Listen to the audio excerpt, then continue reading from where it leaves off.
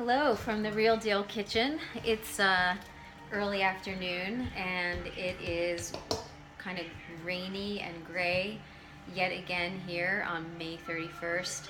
It's been a wild May. We haven't had much sun or heat. A lot of times here in the New York, New Jersey area by the end of April we're in the 80-degree marks, but haven't had much of that. It's been a real spring as far as I'm concerned.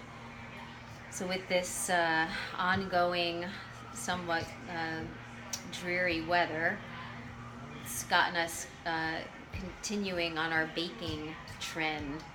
And the last few weeks we've been exploring scones. And it's very funny eating all these or craving all of these kind of baked goods for me, because I traditionally don't get into sweets that much or anything of that nature.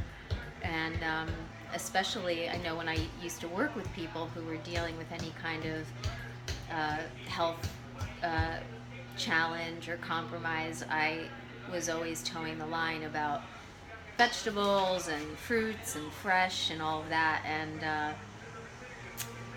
my conspirator here might have a question. Yeah, put the walnuts in now and then the wet ingredients. So we're learning scones together here.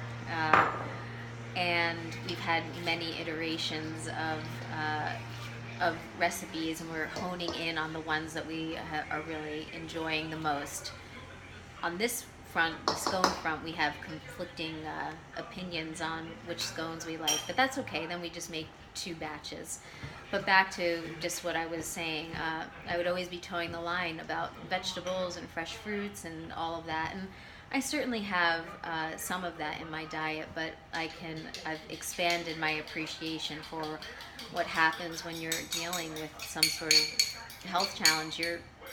Your body just isn't always cooperative about wanting or craving those foods, even though I was quite accustomed to, eating my greens every day. I always got teased by my partners, eat your greens, and I would point the fingers, and that has been quite a challenge for me. So I've developed a lot of compassion and self-compassion around that,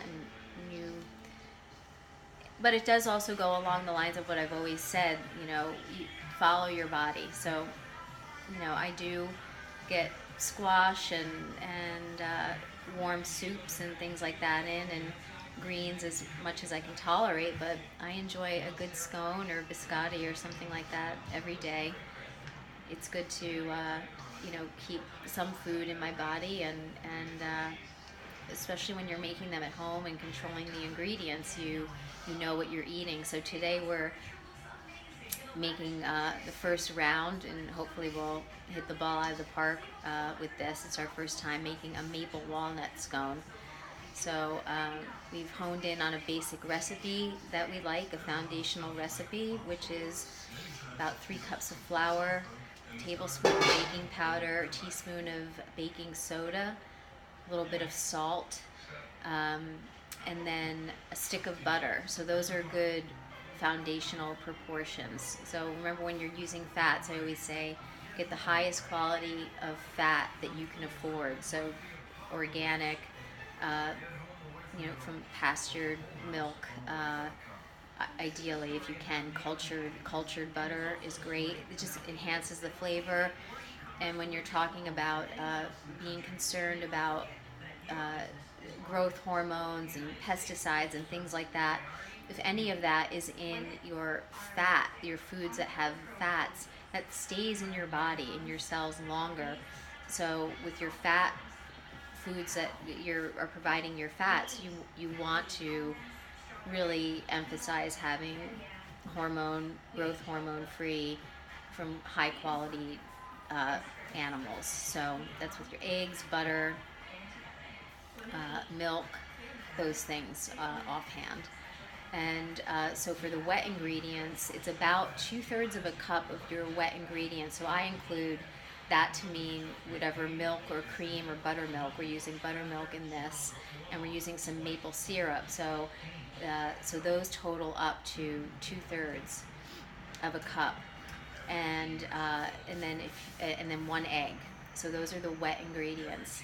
And then if you want to add some other dry enhancements, so say currants or raisins or walnuts, for this proportion of flour and wet ingredients, it makes about, depending on how you're cutting them, 8 to 12 scones. That we add about 2/3 to 1 cup of total dry ingredients. So it's really basic. It is kind of a pastry. You want to keep the butter very cold and not work the dough too much. Not work the dough too much.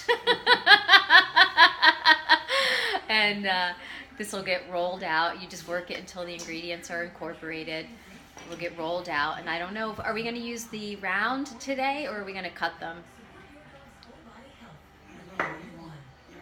Whatever you want to explore, either way. Well, I like the squares. I think they're easy. I think we're gonna, oh, he's gonna do squares instead of triangles. That's what we're gonna do. We're gonna try squares today. So this is what we're up to today in the Real Deal Kitchen. We've also got some cauliflower on deck, and tomorrow we'll be making a spicy chickpea and bulgur soup, which I'm looking forward to having over the next couple days on my Friday night, girls' night. And that's what we have here today. Thank you for watching and tuning in. And I can't wait to enjoy one of these scones after I have lunch today. Be well from the Real Deal Kitchen. Until next time.